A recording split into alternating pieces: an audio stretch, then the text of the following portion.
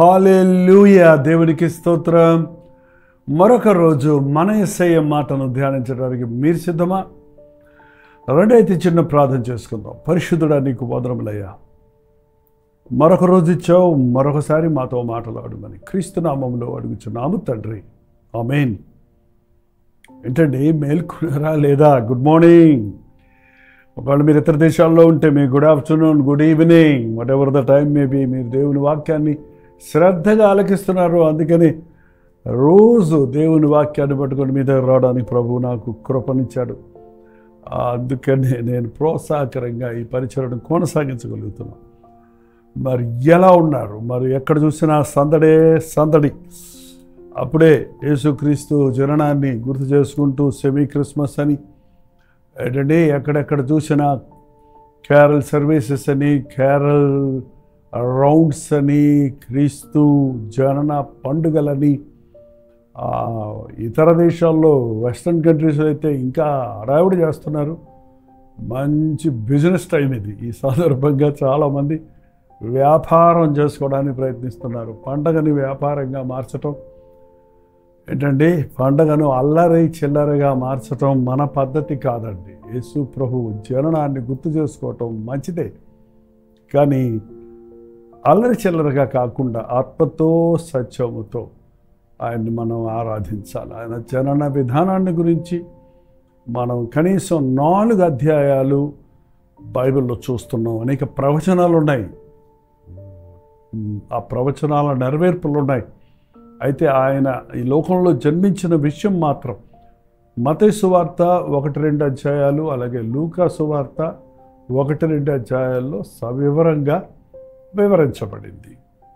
ఆలోచించేయండి, మనకి యేసు ప్రభు సేవను గురించి, ఆయన శిలువ మరణ పునరుద్ధానాల గురించి అనేక అధ్యాయాలు ఉన్నాయి. ఆయన జననం గురించి చాలా క్లుప్తంగా తెలియజేయబడింది. అందుకని ఆయన జననము కంటే ఆయన జీవితము కంటే ఆయన శిలువ మరణ పునరుద్ధానం చాలా ప్రాముఖ్యమైనవన్నది మనం గుర్తించాలి. బాలయేసును కాక పరిపూర్ణుడైన సంపూర్ణుడైన యేసును మనం ఆరాధించాలి. మరి మీరు ఈ సందర్భంగా ఇప్పటికే నేను కూడా కొన్ని క్రిస్మస్ ఆరాధనల్లో మాట్లాడబోతున్నాను. మరి ఈ సందర్భంగా నేను గ్రహించింది ఏంటంటే, నా యేసయ్య ప్రేమ ఎంత ఉన్నతమైనది. క్రీస్తు జననం అనగానే ప్రేమ దిగొచ్చింది పరలోకము నుండి భూలోకమునకు అన్న మాటను మనం గుర్తు చేసుకోవాలి. నన్ను ప్రేమించిన ప్రభు నా కొరకు దిగి వచ్చాడు అన్నదే నిజమైన సంతోషం అండి, నిజమైన ఆనందము, నిజమైన పండగ. ప్రభువునందు ఆనందించటం మనకి ఎంతో మేలు. యేసు ప్రభువును హృదయంలో కలిగి ఉన్నారా? మీరు క్రీస్తుతో సహజీవనం చేస్తున్నారా? సహవాసం చేస్తున్నారా? ప్రభువుతో ప్రతిదినము నడిచేవాడికి ఏదో ఒకరోజు ప్రత్యేకమైన దినమనిగా ఉండదు, కానీ ప్రతిదినము ప్రత్యేకంగానే ఉంటుంది. ప్రభు ఎప్పుడు మనతోటే ఉన్నప్పుడు ఏదో ఒకప్పుడు మాత్రమే పండగ చేసుకోవటం కాదు, ప్రతిరోజు పండగే. ప్రభుతో బ్రతికే బ్రతుకు నిజమైన పండుగ. పండుగ అంటే తినటం, తాగటం, ఎగరడం, గంతులేయటం అనుకుంటారు. అది మన దేశంలో అనుకునేది. మన దేశమే కాదు, ఇతర దేశాలు కూడా అదే చేస్తున్నారు ఇప్పుడు. కానీ పండగ అంటే ఆనందం ఏంటంటే, ఆహ్లాదకరంగా, ఆనందంగా, సంతోష సమాధానాలతో జీవించటం. అవును, క్రీస్తును కలిగిన వాడికి సంతోషము, సంతుష్టి, సమాధానము ఉంటుంది. క్రీస్తుతో నడుస్తున్నప్పుడు మనకి ఎన్ని కష్ట నష్టాలు ఉన్నప్పటికీ ప్రభు సహాయం మనకు ఉంటుంది కనుక, ఆయన తోడు మనకు ఉంటుంది కనుక ఆ కృపను మనం అనుభవించగలుగుతాం. పిలిస్తే పలికే దేవుడు మన దేవుడు. మనం పిలిస్తే పలికే దేవుడు కదండి, ప్రార్థించితే జవాబిచ్చే దేవుడు. యేసుతో జీవితం అనేది చాలా అద్భుతమైనటువంటి అనుభవం. విచారం ఏంటంటే, చాలామంది సంవత్సరానికి 1-2 సార్లు ప్రభువును ఆరాధించేవారిగా, గుర్తు చేసుకునేవారిగా ఉండటం చాలా బాధాకరమైన విషయమే. మరికొందరు ఏదో ఆదివారం మాత్రం భక్తిని అవలంబించటం, ఆయా ప్రత్యేక దినాలలో మాత్రం ప్రభువును గుర్తు చేసుకోవటం అన్న దానితో ఆగిపోవటం కూడా బాధకరమైనది. అనుదినము దేవునితో సహవాసం కలిగి జీవించటం, ఇమ్మానువేల్ అంటే దేవుడు మనకు తోడు. యేసుక్రీస్తు ఈ లోకంలో ఎందుకు జన్మించాడంటే మనకు తోడుగా ఉండటానికి. ఆయన ఈ లోకంలో ఉన్నంత వరకు ఈ లోకంలో అందరితో నడిచాడు, భుజించాడు, విశ్రమించాడు, తన సువార్తను ప్రకటించాడు, స్వస్థతలు చేశాడు, ఆదరించాడు, ఆ పరలోకపు రాజ్యాన్ని గురించి బోధించాడు. ఆయన పరలోకానికి వెళ్ళబోయామని చెప్పాడు. నేను వెళ్ళి మీకు ఆదరణకర్తను పంపిస్తాను, ఆయన వచ్చి మిమ్మల్ని ఇంకా సర్వసత్యములోనికి నడిపిస్తాడు, నేను చెప్పిన మాటల్లో నుండి మరిన్ని మీకు చెప్పి వివరిస్తాడు, మీకు ఆదరణకర్తగా ఉంటాడు, మిమ్మల్ని ఒప్పిస్తాడు, మిమ్మల్ని నడిపిస్తాడు, మిమ్మల్ని బలపరుస్తాడు, మిమ్మల్ని ఆదరిస్తాడు, మీకు తోడై ఉంటాడు అని ప్రభు చెప్పినట్లుగానే పరిశుద్ధాత్ముడు ఈ రోజున మనకు తోడై ఉన్నాడు. పరిశుద్ధాత్ముడు అనగానే వచ్చింది పోయింది అంటుంటారు కొంతమంది.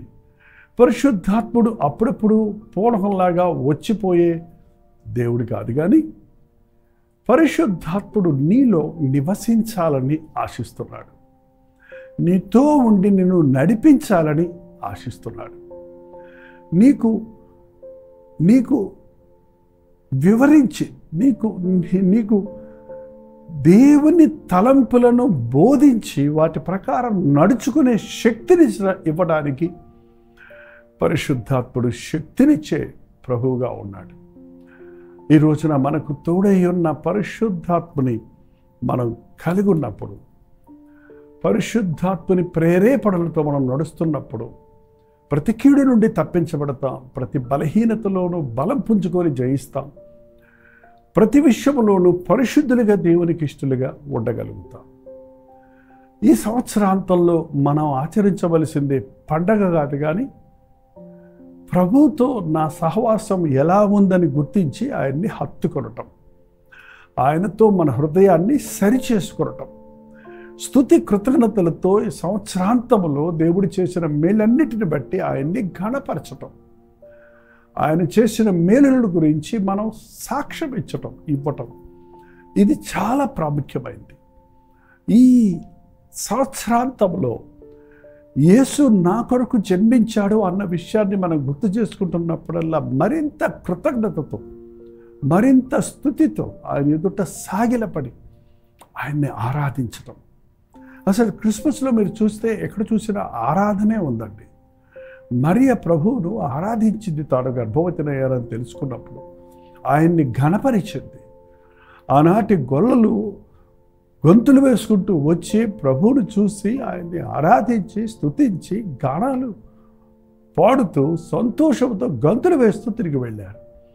ఆ జ్ఞానులు, అంత గొప్ప జ్ఞానులు, జమీందారులు, ధనవంతులైన వారు, విజ్ఞానులైన వారు, లోకరక్షకుడు పుట్టాడన్న మాట విన్నప్పుడు వారు ఒంటెలు దిగి ఆ ఇంటిలోనికి వచ్చి ఆయన ఎదుట సాగిలపడి ఆయన్ని ఆరాధించారు. ఆరాధన ఈ దినములలో మనం చేయటం చాలా ప్రాముఖ్యమైంది.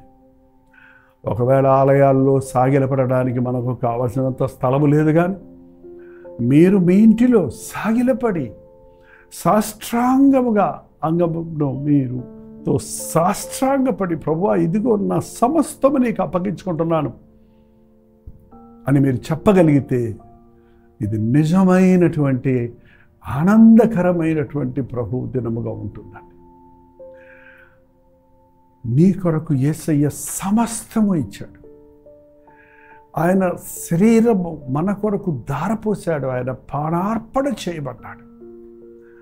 ఆయన ప్రతి అవయవములో కలిగిన గాయాలు నీ కొరకే, నా కొరకే అని మనం గ్రహించినప్పుడు, నా స్థానములో నా కొరకు మరణించి నన్ను విమోచించుట కొరకు నాలాంటి ఒక అనామికుడిని ప్రేమించి నరకపాత్రుడిని కనికరించి పరమును వచ్చిన ప్రభువ మనుషుని పోలికగా పుట్టి దాసుని స్వరూపము ధరించి శిలువ మరణం పొందినంతగా తగ్గించుకున్న యేసయ్య మరణము యొక్క బలము గల వారిని మరణము ద్వారా జయించి సాతాను తలను చితకగొట్టి తాళపు చెవులు కైవసం చేసుకున్నాం నా యేసయ్య మూడవ దినాన మృత్యుంజయుడే లేచి నా కొరకు తండ్రి కుడి పార్శ్వమున కూర్చొని విజ్ఞాపన చేస్తున్న ప్రభువ, త్వరలో అతి త్వరలో బేగారుడువై రాబోతున్న యేసు ప్రభువ, నీ రెండవ రాకడ కొరకు నేను ఎదురు చూస్తున్నాను అని ఈ దినములలో మనం ఆయన ఎదుట సాగిలపడి ఆయన ప్రేమను జ్ఞాపకం చేసుకొని ఆయన్ని ఆరాధించటం, స్తుతించటం అత్యవసరమైనది. ఇంకా ఎందరో యేసుక్రీస్తు జన్మించాడన్న సంగతి ఈ లోకంలో లోక రక్షకుడన్న సంగతి ఎరగలేదండి. ఆనాడు దూతలు ప్రకటించిన శుభవర్తమానం ఈ రోజున మనం ప్రకటించవలసి ఉంది. ఇదిగో ప్రజలందరికీ కలుగబో మహా సంతోషకరమైన సువర్తమానము నేడు మీకు తెలియజేయుచున్నాను. దావీదు పట్టణమందు నేడు రక్షకుడు మీ కొరకు పుట్టి ఉన్నాడు. రక్షించే రక్షకుడు యేసు. రక్షించడానికి వచ్చాడు ఆయన. పాపులను వెతికి రక్షించడానికి వచ్చాడు. నశించిన దానిని వెతికి రక్షించడానికి వచ్చాడు ఆయన. ఈ ప్రభువుడి గురించి ఎరుగక ఎందరో ఇంకా నాశన మార్గంలో ఉన్నారు. వారి వ్యాధులలో, వారి బాధలలో, వారి పాపములలో పడి కొట్టుబిట్టలాడుతున్న వారికి యేసే రక్షకుడిని చెప్పవలసిన బాధ్యత, ఆయన ప్రేమను ప్రకటించవలసిన భారం మన మీద ఉండాలి. ఆయన అతి త్వరలో రాబోతున్నాడు. రెండవ రాకడ కొరకు ఎదురు చూస్తున్న సంఘం మొదటి రాకను కూడా ఎరుగని ప్రజలకు యేసయ్య రక్షకుడన్న విషయం, ఆయన అందరికీ ప్రభు అన్న మాటను ప్రకటించవలసిన బాధ్యత ఎంతో ఉంది.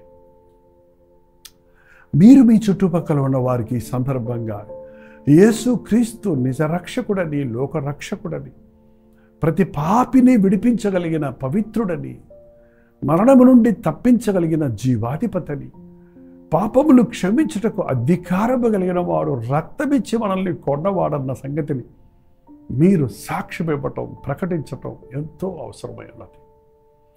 మీ మట్టుకు మీరే ఇంకా ఎంత గొప్ప రక్షకుడు మీకు ఉన్నాడని ఎరిగి కూడా మీరు ఇంకా నాకేదో దేవుడు చెయ్యలేదు, నేనేదో బాధల్లో ఉన్నాను అని కుమిలిపోతూ ఉంటే ఇక ఇతరులకు యేసయ్య ప్రేమ గురించి ఏం చెప్పగలరు? నీకున్న బాధ, నీకున్న భారం ఎంతో భయంకరమైందని నీవు అనుకుంటున్నావు.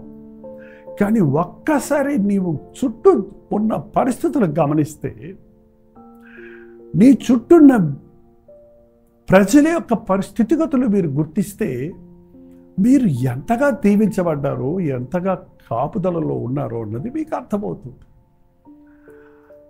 అందుకే అప్పుడప్పుడు వరల్డ్ న్యూస్ వినండి. ప్రపంచంలో ఏం జరుగుతుంది అప్పుడప్పుడు పక్కవారిని అడిగి తెలుసుకోనండి. అలిసిపోయిన వారిని, విసిగిపోయిన వారిని, కృంగిపోయిన వారిని కదిలిస్తే కన్నీటితో కథలు చెబుతారండి. మాకైతే అనేక మంది వారి బాధలను వాట్సాప్ ద్వారా, వాయిస్ మెసేజ్ ద్వారా, కొంతమంది ఏడుస్తూ వారి భారాలు పంపిస్తుంటే అవి వింటున్నప్పుడు మొదటిగా దేవా నన్ను ఎంత దీవించావు అని దేవుణ్ణి స్తుతిస్తూ, అయ్యో వీరింత బాధలో ఉన్నారే, వీరిని కూడా నీవు ప్రేమిస్తున్నావు, క్షమిస్తావు, నీవు వారిని స్వస్థపరుస్తావు, వారిని దర్శిస్తావు అని విశ్వాసంతో ప్రభు సన్నిధిలో అట్టి వారి కొరకు విజ్ఞాపన చేయుచున్నాను. అట్టి వారికి రక్షకుడు ఉన్నాడు అని చెప్పడానికే సోషల్ మీడియా ద్వారా, టెలివిజన్ ద్వారా, అలాగే గెట్ టుగెదర్ల ద్వారా, మీటింగ్స్ ద్వారా ప్రభువు నామాన్ని, ప్రభువు ప్రేమను వెల్లడిపరచడానికి సాయశక్తులా ప్రయత్నిస్తూ ఉన్నాం. మీరును ప్రార్థించండి, ఇతరులకు తెలియపరచండి, మీ ప్రేమను ప్రభువుకు వెల్లడి చేయండి. మీరు ప్రభువును ప్రేమిస్తే ప్రభు సాక్షులుగా ఉండాలని ఆయన చెప్పాడు కనుక ఈ పండుగ దినములలో ప్రభు అయిన యేసుక్రీస్తుని ఒక చిన్న బొమ్మగా కాక సంపూర్ణుడైన, పరిపూర్ణుడైన, మృత్యుంజయుడైన క్రీస్తుగా ఉన్నాడన్న సంగతిని మీరు గుర్తించి ఆరాధిస్తూ అనేకులకు సాక్ష్యం ఇవ్వండి. ప్రార్థన. పరిశుద్ధుడ, ప్రేమగల్ల తండ్రి, ఎంత గొప్ప దేవుడవయ్యా నీవు. ఉన్నవాడను అన్నవాడిగా ఉన్న నీవు మా కొరకు పరలోకపు సింహాసనాన్ని విడిచి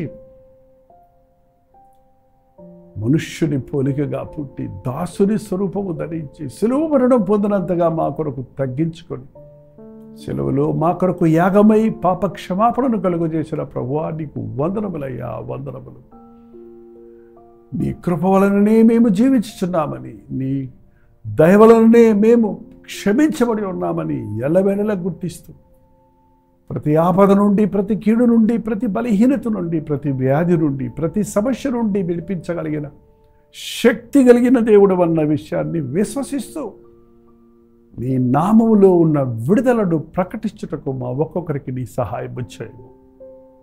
ఎవరింకా నీ ప్రేమను ఎరగలేదో, ఎవరు నిన్నింకా తమ సొంత రక్షకుడిగా అంగీకరించలేదో అట్టి వారి హృదయాలలో ఈ రోజున నీ కార్యమును జరిగించి నీ సమాధానమును నీవిచ్చు పాప క్షమాపణలు అట్టి వారికి అనుగ్రహించమని, నీ ప్రేమను రుచి చూచిన మేము నోరు మూసుకొని కూర్చుండే వారిగా ఉండక ఏసే రక్షకుడన్న విషయమును సాక్ష్యమిచ్చుటకు సహాయము చేయమని క్రీస్తు నామములో అడుగుచున్నాను తండ్రి, ఆమేన్. మన తండ్రి అయిన దేవుని యొక్క ప్రేమయు, కుమారుడైన క్రీస్తు యొక్క కృపయు, ఆదరణకర్త అయిన పరిశుద్ధాత్మ యొక్క సహవాసము కూడి వచ్చిన మనందరికీ ఇప్పుడు సదాకాలం తోడై ఉండును గాక. ఆమేన్. దేవుని స్తోత్రం. మీ ప్రార్థన అవసరతలు, భారాలు 954041 నెంబర్కి మీరు ఇతర దేశాల్లో ఉంటే 91001000 నెంబర్కి టెక్స్ట్ లేక వాయిస్ మెసేజ్ ద్వారా వాట్సాప్ పెట్టండి.